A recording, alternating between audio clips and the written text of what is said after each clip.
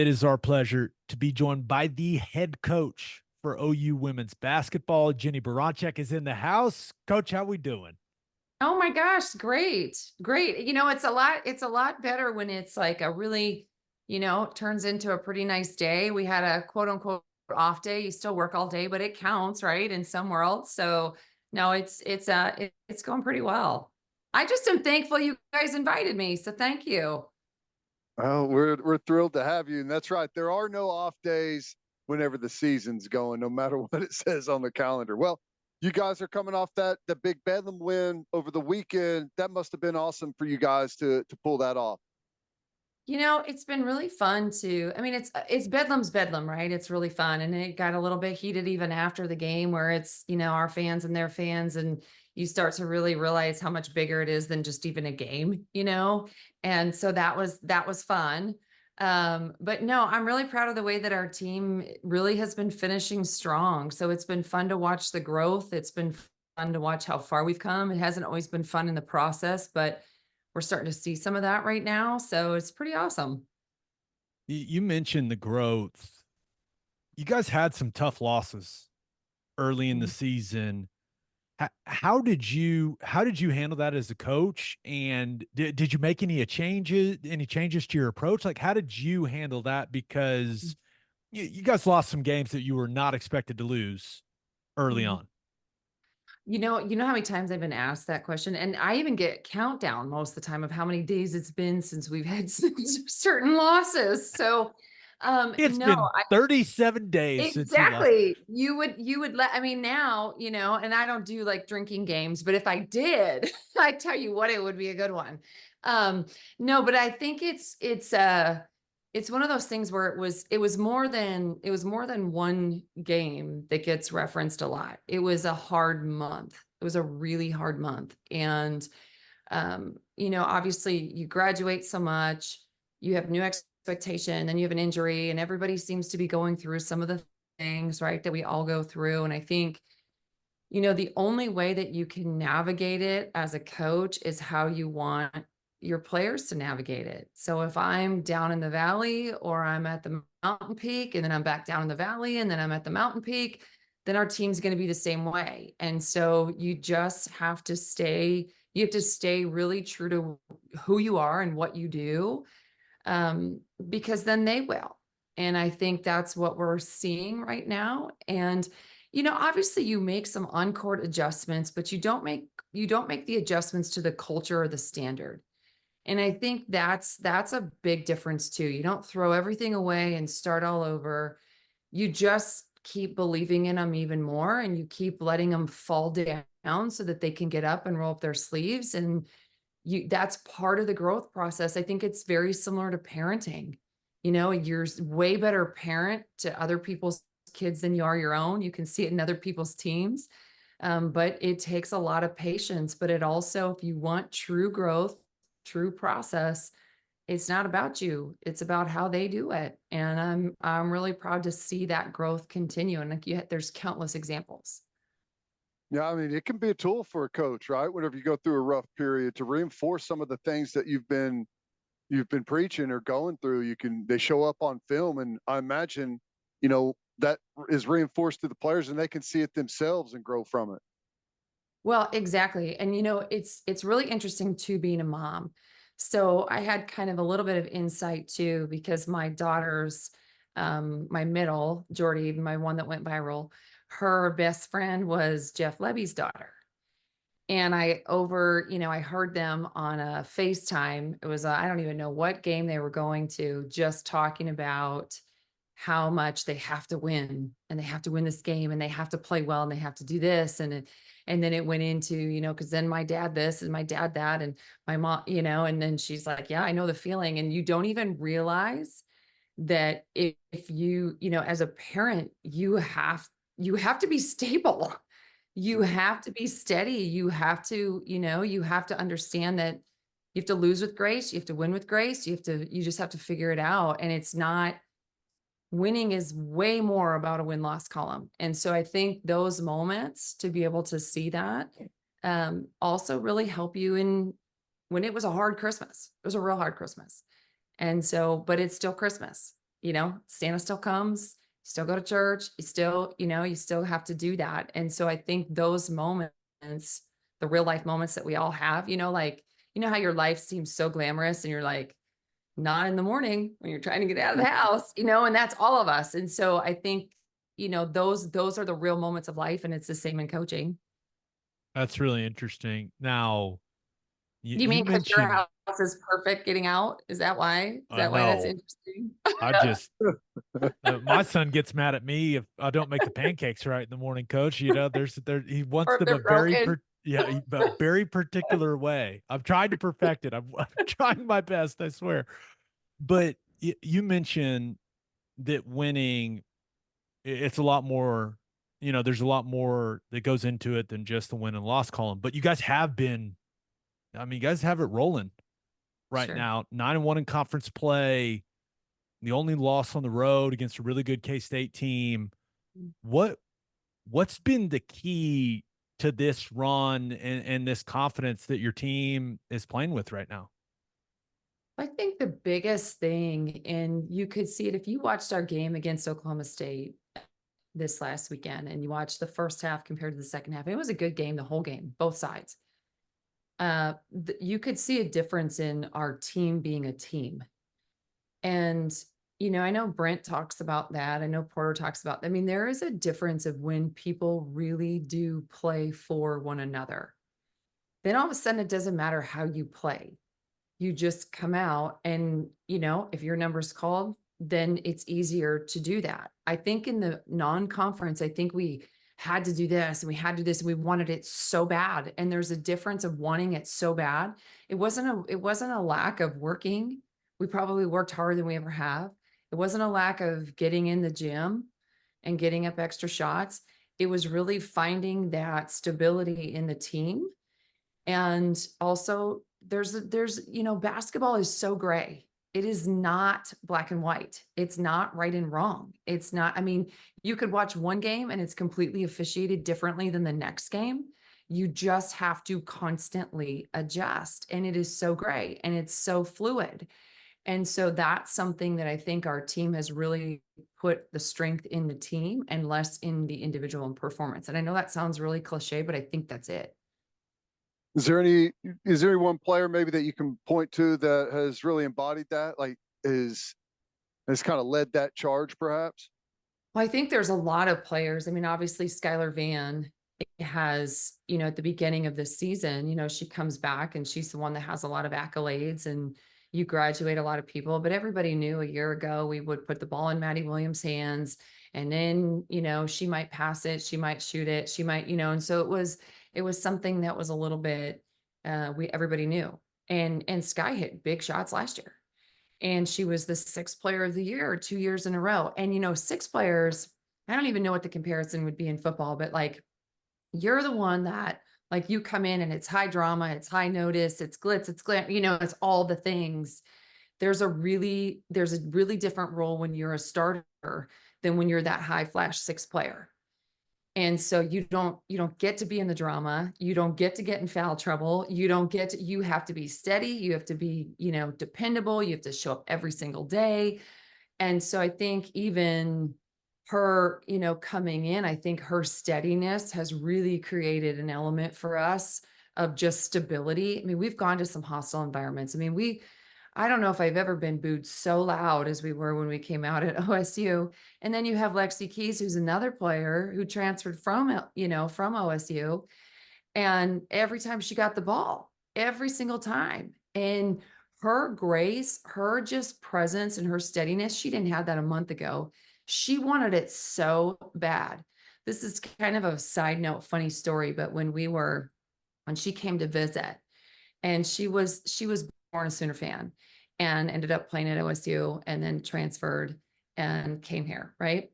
And so she comes with her brother who's in 8th grade. She has an older brother and younger brother. And so they're touring campus and, Venables and their staff met with her and it was great. And then they run into Dylan Gabriel and all of a sudden her brother goes up to her and is like, do not mess this up for us because he wanted them to be here so bad. And he's like, this is our dream, And so she was one, I think, that wanted it so bad. And she worked so hard, so hard, so hard.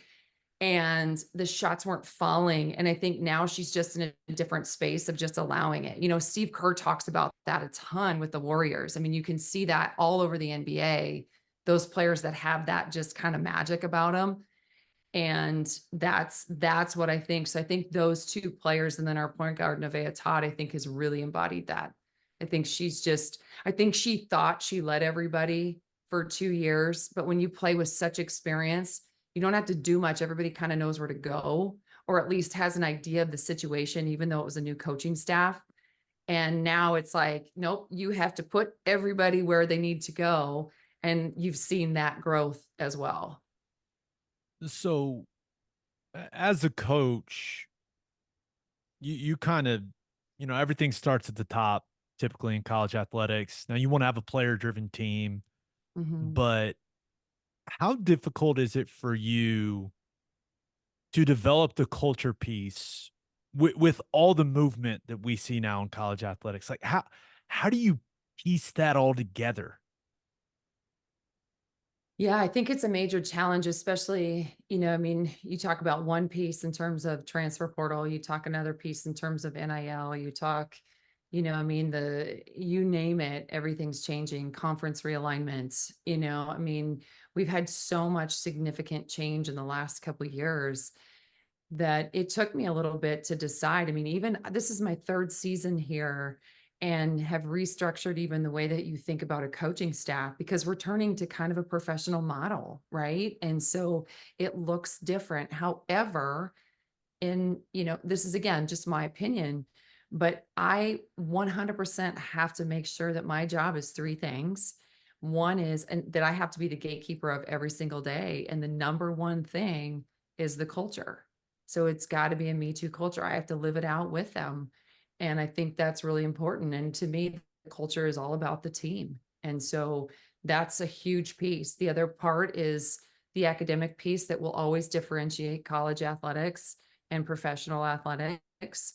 I think that's a huge piece. And then recruiting, recruiting is very different than it is in the professional sports world. I mean, we're talking to 14 and 15-year-old kids, trying to have them make adult decisions.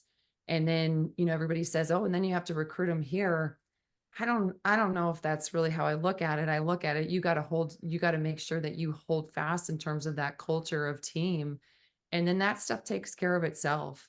Most people are going to be able to decide and they're going to stay, because you still want to grow it at a grassroots level. I mean, look at the Thunder. That's what you want to be able to do, right? Is grow it from a grassroots level. And then you have something really special when you do that. Yeah. The culture kind of takes care of it. If the culture is right, it's where everyone wants to stay and play. What would you say is maybe, one of the keys to you guys' success up to this point, and maybe something that you've got to really shore up or build if you want to get where, whatever the goals that you guys have set are, if that makes sense? Yeah, no, for sure. Yeah, and mostly from an on-court standpoint, defensively, we've gotten so much better.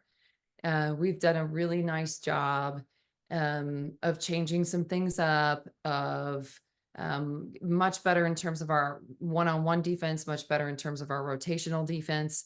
Still have to shore up some things. Still need to rebound a lot better. I mean, we're doing a good job, and if most people would say we're doing a good job of rebounding. I don't think we are. I think we have more in our tank, probably both ends. It's really on the offensive end, but that's something that we have gotten light years better in the last probably month or so, or at least this first half of the conference season. The other thing that we've done a really nice job of is just valuing the basketball a lot more than we did. So we run an offense where I'm not calling a lot of sets. We run different variation of, we call it motion. It's not your pattern motion by any means. It's making reads. And so we have different looks and different space. We teach a little bit more spacing and more read and react type of looks. So that takes a lot. So again, when you have a new team, it just takes a lot of time to be able to read each other, because you first have to understand what it is that you do really well in the system. Then you have to understand what other people do really well. Then you have to play to their strengths within your strengths, Oh yeah. And then you have defense, and the defense changes. Defensive game plans change. So then you've got to be able to read that as you go. So what I feel like we've done a pretty good job of is from the beginning of the year to right now, our ball control and just handling a little bit of different defensive styles. What we really need to do though is get our field goal percentage up higher. We need to continue to put ourselves in positions to really start to play to each other's strengths more. Got the second half at Oklahoma State this last weekend. We did a really nice job. When we were at Texas, we did a really nice job of being able to have 5 scorers on the floor at all times. That's what we want to be able to do. And I would like to see our depth come back. You know, we played our depth a lot in the non-conference, and then we've had key players come in. We need more. And part of that's just probably getting more time. But I really have liked how we've been able to finish games as well. We were not able to do that a month ago, and you could see that, and that resulted in some losses that you don't want to have, or really low field goal percentage. And now when we have to get stops, we've gotten them in the last 2 minutes. I'm talking last 2 minutes. And when we've needed scores, we've been able to score. You know, like even Nevaeh Tot, we're at Texas and we're up, and she's fouled 3 times, and she goes 3 for 6 from the free throw line. And then yesterday, whenever we played Saturday, she went 4 for 4. So even those experiences, as much as, I mean, you guys know, especially in football, like you can drill something all you want, but when those game lights are on, it is completely different. I mean, it's just different. So you can practice those, but until you know that feeling, or you know what the sound is, you know what the smells like, you know how your heart's racing, you know how to, you know, get yourself stable, you know what you're telling yourself in your mind. When you finally step on that line and do that, it's a heck of a lot easier to practice it in the future than if you've never been the one doing it. For sure. I mean, there's no doubt about that. Now, I've heard Porter talk a lot about this. I've heard you talk a lot about it when it comes to developing the atmosphere at the LNC and giving you guys, giving your teams a home court advantage for your team. How do you feel like that is progressing, especially as you guys are starting to, I mean, to really rack up some wins here lately? Mhm. Yeah, and I think what when you come and you watch us, you leave, you have fun. It And I is think, entertaining the way and that I you. think, I like yeah, the way that you guys played. I would tell you if I didn't. I I watch every one appreciate of that. y'all's games now, and I it's appreciate, The rule changes helped a lot too, right? the Were you a big women's fan? product. It just Yeah. makes way more sense than the men's. It's I ridiculous. know. Well, okay, so um, I know this is I've been talking about this a lot lately, especially with media, in terms of, because our game is managed so differently. So Porter and I manage games completely different because of our rules. So our rules are more similar to the NBA, where the men's aren't. So in the first half, the men have to use a timeout. We don't. So we don't want to use them if you don't have to, because we can advance the ball where they can't advance the ball. And so it's just a completely different, I mean, there are no timeouts in the women's game, not no, but there's very few timeouts that are called to set your defense. And most of the men's timeouts are called to set their defense. And so it's a completely different style. Now, the other thing that I really like about it is we have, 3 times in a game that you're managing an end of a quarter. And then everybody has the end of game management. They only have one. They have 1 and a half. Get way So better at it. and so you talk about just the basketball IQ piece, you get real experience 3 times a game. It's a 3-to-1 for them. So, he talks a lot about that a lot too, in terms of just your basketball IQ and what you're doing. But I think part of that is that we just get more opportunities to do it live. I mean, yeah, again, you can practice it. It's just different when it's live. So I do love that. And yes, I do. Here's the other thing I think that is really unique right now for women's basketball is you look at from a national level. I mean, how many times have you guys heard of Caitlin Clark, right? So, I mean, from a national level right now, women's basketball is on fire. I mean, they're selling out arenas everywhere. Last year, our NCAA tournament was 9.9 million views, which was the first time it ever outdrew men's basketball. In the state of Oklahoma, we're not there. We're behind in terms of where our game is growing at a national level. So what I feel like we just need to continue to do is grow it at the grassroots level. And so I have 3 young kids. I've got a 5th grader, a 4th grader, and then we have a kindergartner. And there's no shortage of young kids playing. There's a lot of people playing this sport and they love it. And I think obviously the Thunder have a huge part in that too. And so we just need to continue to educate people on basketball. And I also think I think around here we're so football dominant, which is not a good or bad thing, but basketball is a long season. And so in football, you have a whole week to talk about a loss, right? And to regain and then to come up with your game plan and do all those things where and our fans are really good at that. And basketball, you got to go. You might play the next day. You might play in 2 days. You just don't have time. And you look at the Big 12 conference on both sides, man, it's massive. I mean, you look at the upsets everywhere. So part of that is sometimes we live and die with a loss when the reality is there's just a lot of games. There's a lot of games and, but you also do that with wins. Like I'm not sitting here being like, oh, great, we're on top of the Big 12. I don't really care. It's February, whatever, we got a long way to go. We got to keep kind of staying that course. Sorry, that was a long-winded answer. Now I sound like, don't I? Do I sound like Brent? He's rubbing off on you, Coach. I know. It was good. And you mentioned it, football driven around here, and that's true. And this is jumping way ahead, but it made me think of it like, what has the move to the SEC? What will that mean for you guys? Is that a big positive? Like, what does that mean for your program? Well, that just means you're competing against national champions, multiple times a year. So yeah, I mean, it's going to be, it's a massive change for us. I mean, you talk about, you're going to go into hostile arenas. I mean, if you start turning on, look at LSU, what they've done. I mean, Mississippi State sold out their arena. South Carolina continues to do that. So, I mean, you're looking at most of the places there from an attendance standpoint, from a facility standpoint, from an NIL, from everything.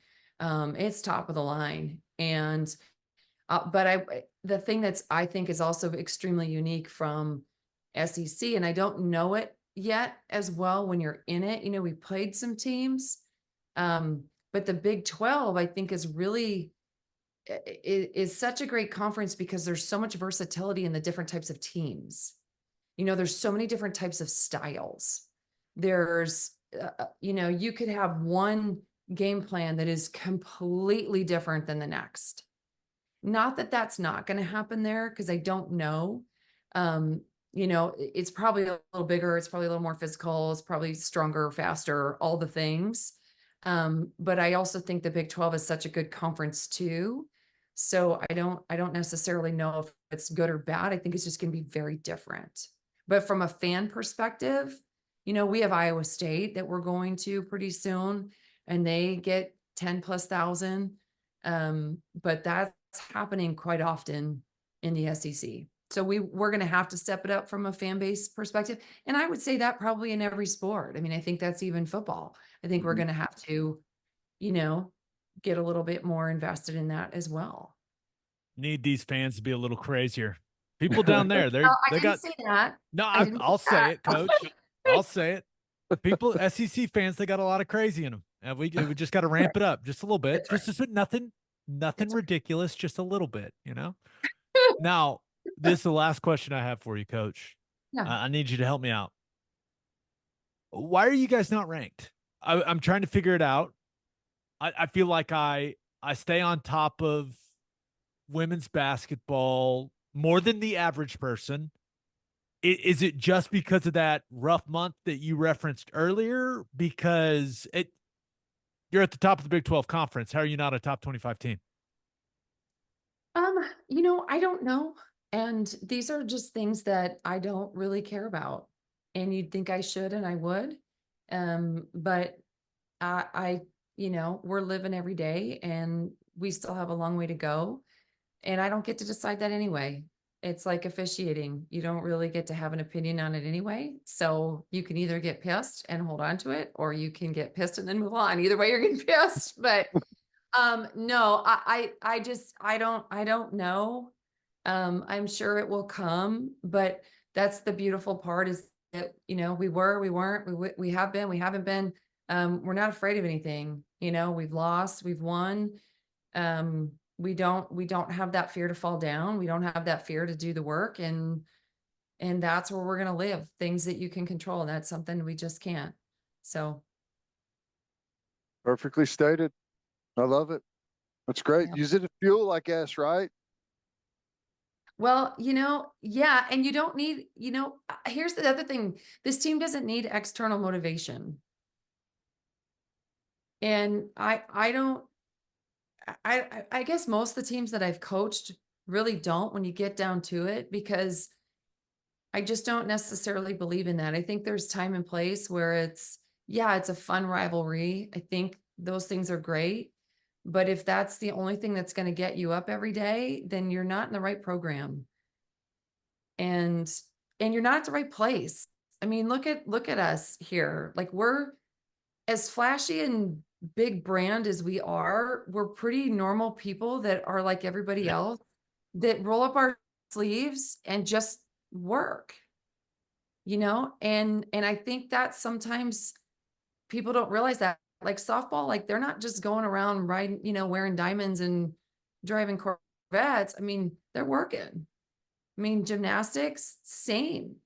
You know, I mean, KJ always looks really good, but I'm sure she's working really hard. I mean, it's, you know, men's golf. I mean, you look at the different programs, women's tennis. I mean, obviously football, I mean, I see what men's basketball is doing. I mean, they're working, and I want them to win every game. And all of us hate that sometimes it takes time, but it takes time to really build that culture. I mean, even in football, like you can see the growth that they've had. And I don't know, that's probably been my favorite part about Oklahoma, was the assumption that I had is a lot different than actually being in it. No doubt about it. Well, OU well said. fans, go support this team. Go support Coach Baranczyk. They're playing really good basketball. It's very entertaining. Get out to the Right, and don't come LNC to to my house watch in the them. morning. Yeah. Coach, we really appreciate the time. Thanks for joining Yeah. us. You guys, thank you. Appreciate you. Boomer.